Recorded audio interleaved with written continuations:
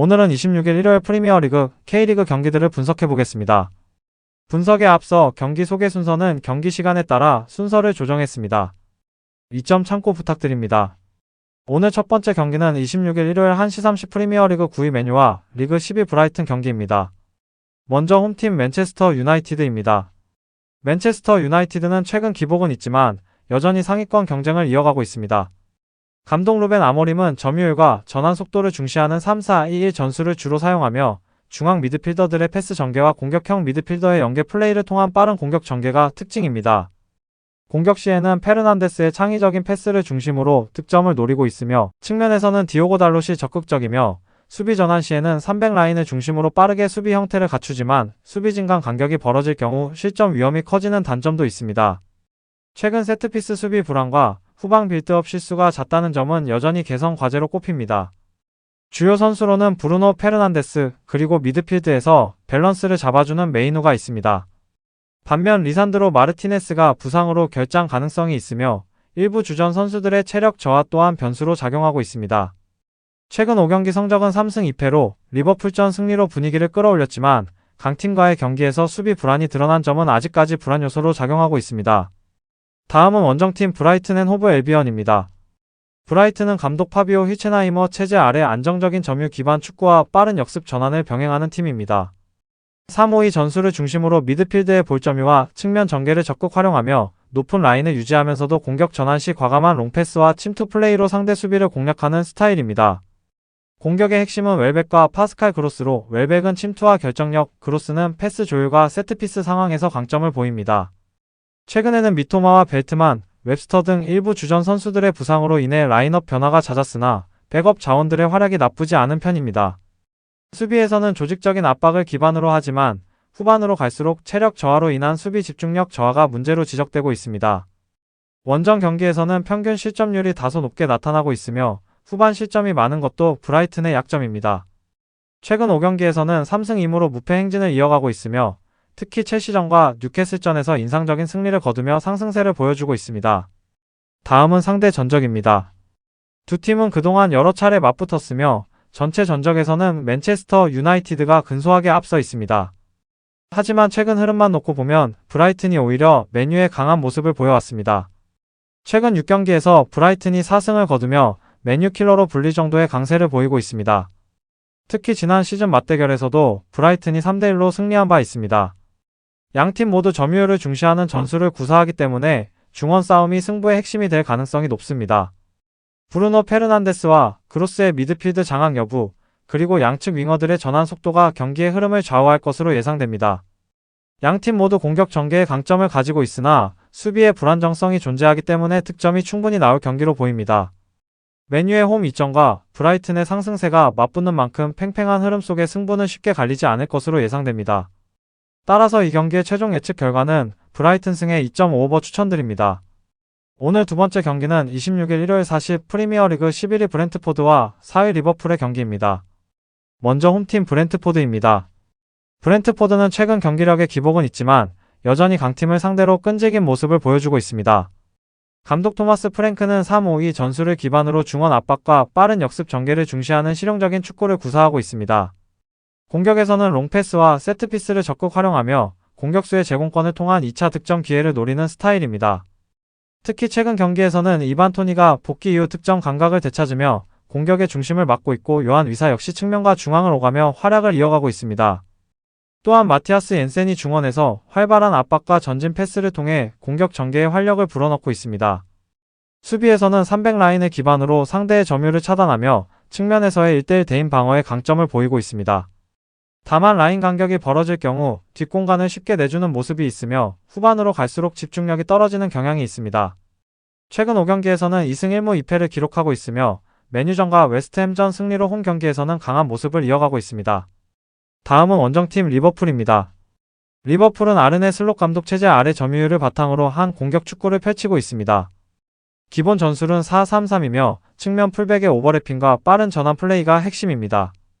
공격 시에는 중원에서의 패스 연결과 전방 압박을 통해 빠르게 상대 진영을 공략하며 특히 전방 3명의 유기적인 움직임이 강점입니다. 최근 경기에서는 모하메드 살라가 꾸준히 득점과 도움을 기록하며 공격의 중심을 잡고 있고 다윈 누네즈 역시 폭발적인 침투와 결정력으로 리버풀 공격에 활력을 더하고 있습니다. 또한 소보슬라이가 중거리 슈팅과 전방 압박으로 좋은 활약을 보여주고 있으며 브루너 맥앨리스터가 후방 빌드업과 패스 조율에서 안정감을 더하고 있습니다. 다만 최근 리그 원정 경기에서는 수비 라인의 불안정함이 나타나며 하이라인 운영 중 뒷공간을 허용하는 장면이 종종 연출되고 있습니다. 리버풀의 최근 5경기 성적은 3승 2패로 공격력은 여전히 리그 상위권 수준을 유지하고 있습니다. 특히 전방에서의 압박 강도와 빠른 전환은 상대 수비에 지속적인 부담을 주고 있습니다. 다만 챔스 포함 경기에선 5경기 동안 1승 4패의 부진한 모습을 감안했을 때 리그 순위만 보고 판단하기엔 쉽지 않다 생각됩니다. 마지막으로 두 팀의 맞대결 전적입니다. 리버풀이 최근 맞대결에서 확실한 우위를 점하고 있습니다. 최근 5번의 맞대결에서 리버풀이 4승 1패를 기록했으며 브렌트포드는 홈에서 강하지만 리버풀의 전방 압박과 넓은 측면 전개에 고전하는 경향이 있습니다. 다만 브렌트포드는 세트피스와 홈팬들의 응원을 등에 업고 경기 초반부터 강한 압박을 시도할 것으로 예상됩니다. 양팀 모두 공격적인 전술을 사용하는 만큼 이번 경기는 다득점 가능성이 높습니다. 브렌트포드는 토니와 위사의 활약이 변수로 작용하겠지만 리버풀의 전방 화력과 전환 속도는 여전히 한 수 위로 평가됩니다. 따라서 이 경기의 최종 예측 결과는 리버풀 승 2.5 기준점 오버 추천드립니다. 이어서 오늘 세 번째 경기는 26일 일요일 14시 K리그 9위 울산현대와 리그 12위 대구의 경기입니다. 다음은 상대 전적입니다. 먼저 홈팀 울산현대입니다. 울산현대는 최근 경기에서 다소 기복을 보이고 있으나 여전히 상위권 경쟁에 남아있는 팀입니다. 감독 김도호는 점유율과 전환 속도를 중시하는 4-2-3-1 전술을 주로 사용하며 중앙 미드필더의 패스 전개와 공격형 미드필더 연계를 통한 빠른 공격 전개가 특징입니다.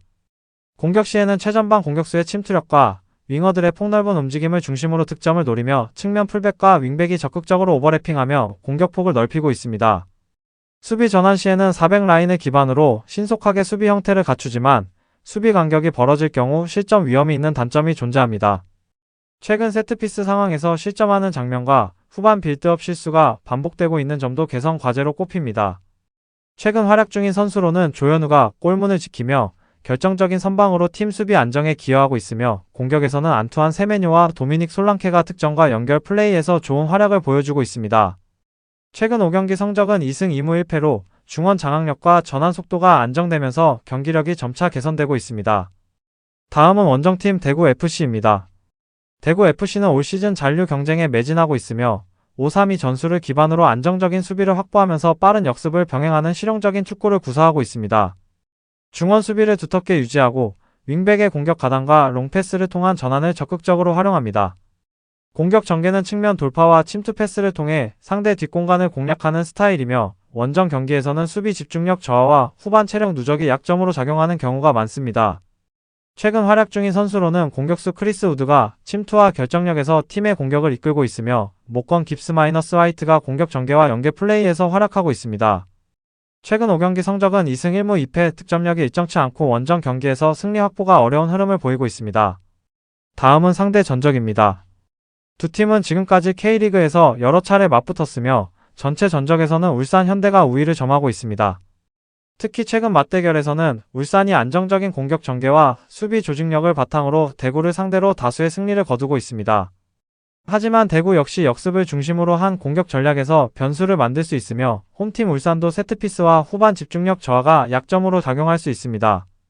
양팀 모두 공격 전개의 강점을 가지고 있으나 수비 불안이 존재하기 때문에 득점이 나올 가능성이 충분히 있습니다. 울산의 홈 이점과 대구의 역습 전략이 맞붙는 이번 경기는 팽팽한 흐름 속에서 진행될 것으로 예상됩니다. 리그 흐름과 상대적인 전력을 보았을 때 두 팀 간의 격차는 그리 커 보이진 않습니다. 따라서 이 경기의 최종 분석 결과는 대구 N승 3.5 언더 추천드립니다. 오늘의 네 번째 경기는 26일 일요일 14시 K리그 5위 FC서울과 리그 6위 강원FC 경기입니다. 먼저 홈팀 FC서울입니다. FC서울은 최근 경기에서 기복은 있지만 여전히 상위권 경쟁을 이어가고 있습니다. 감독 김도규는 점유율과 빠른 공격 전환을 중시하는 4-2-3-1 전술을 주로 사용하며 중원에서의 패스 전개와 공격형 미드필더의 연계를 통한 속도 있는 공격 전개가 특징입니다. 수비 전환 시에는 4백 라인을 중심으로 빠르게 수비 형태를 갖추지만 수비 간격이 벌어질 경우 실점 위험이 있는 단점이 존재합니다. 최근 세트피스 실점과 후방 빌드업 실수가 잦다는 점은 여전히 개선 과제로 남아 있습니다. 최근 AFC 챔피언스리그 엘리트리그에선 상하이에게 2대0으로 패하고 직전 경기 자국리그에선 포항에게 2대1로 패하며 비교적 좋지 않은 성적을 기록 중입니다. 다음은 원정팀 강원FC입니다.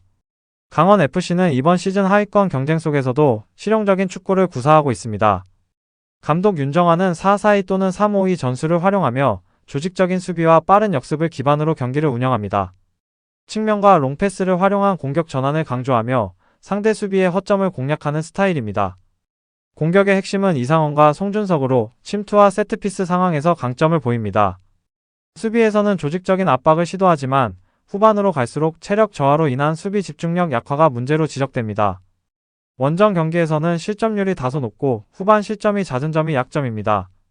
최근 5경기에선 1승 3무 1패로 뚜렷한 강점은 없으나 실점과 더불어 득점력도 어느 정도 갖춰진 모습을 보이고 있습니다. 또 가장 최근 AFC 챔피언스 엘리트 리그에서 비실 고베를 상대로 4대3 승리를 보여주기도 했습니다. 다음은 상대 전적입니다. 두 팀은 과거 여러 차례 맞붙었으며 전체 전적에서는 FC 서울이 근소하게 앞서 있습니다. 하지만 최근 맞대결에서는 강원이 3대2 승리를 거두는 등 변수도 있었습니다. 양팀 모두 점유율과 공격 전환을 중시하는 전술을 구사하기 때문에 중원 싸움과 역습 전환이 승부의 핵심이 될 전망입니다. 서울의 홈 이점과 강원의 상승세가 맞붙는 이번 경기는 팽팽한 흐름 속에서 승부가 쉽게 갈리지 않을 것으로 예상됩니다. 따라서 이 경기의 최종 예측 분석 결과는 강원FC 승 2.5 기준점 오버 추천드립니다. 오늘의 5번째 경기는 26일 일요일 23시 프리미어리그 3위 본머스와 리그 18위 노팅엄 경기입니다. 먼저 홈팀 본머스입니다. 본머스는 감독 안도니 이라올라 체제 아래 공격적인 압박과 빠른 전환 플레이를 강조하는 축구를 구사하고 있습니다. 주로 4-2-3-1 전술을 사용하며 점유율보다 전진 패스와 측면 돌파를 통한 속공 전개에 강점을 보이고 있습니다. 전방 압박을 적극적으로 시도하며 상대 진영에서의 볼 탈취 후 빠르게 공격 전환을 시도하는 것이 특징입니다. 공격에서는 도미닉 솔랑케의 결정력과 세메뉴의 돌파 능력이 중심축을 이루고 있으며 좌우 측면에서 커크와 클루이베르트가 넓은 공간을 활용해 상대 수비를 흔들고 있습니다. 수비 시에는 두 줄 수비 형태를 빠르게 구축하지만 높은 수비 라인에서 뒷공간이 노출되는 장면이 종종 발생합니다. 최근에는 세트피스 수비와 후반전 집중력 저하가 문제로 지적되고 있습니다. 최근 활약이 돋보이는 선수로는 안투안 세메뉴와 솔랑케가 있습니다. 두 선수 모두 최근 리그에서 공격 포인트를 꾸준히 기록하며 팀의 상승세를 이끌고 있습니다.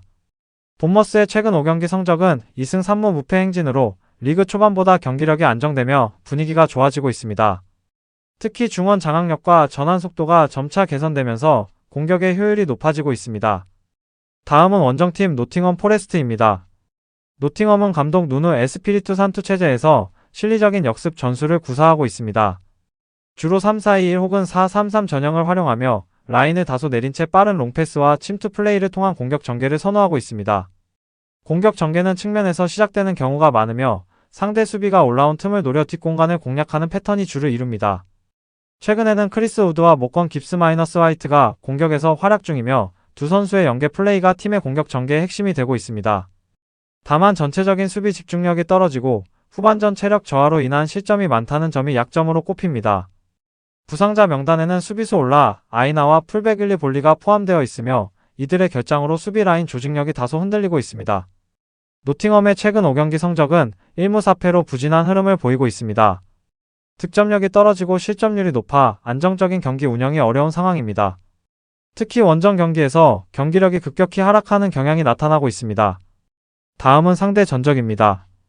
두 팀의 최근 맞대결에서는 본머스가 확실한 우세를 점하고 있습니다. 지난 시즌 맞대결에서도 본머스가 5대0 대승을 거두며 노팅엄을 압도한 바 있습니다. 전체 전적에서도 본머스가 근소하게 앞서 있으며 최근 4경기에서 본머스가 3승 1무로 우위를 점하고 있습니다. 양팀 모두 공격 전개의 강점을 가지고 있지만 수비 불안이 공통된 약점입니다. 본머스는 홈에서 강한 압박 축구를 구사하고 있고 노팅엄은 역습에 의존하는 스타일이기 때문에 전반 초반 주도권 싸움이 중요할 것으로 보입니다. 본머스가 최근 경기력과 전술 완성도 면에서 한 발 앞서 있는 만큼 이 경기는 본머스 승리와 2.5버를 추천드립니다. 오늘 분석 내용과 조합들은 댓글 링크를 통해 무료로 받아보실 수 있습니다.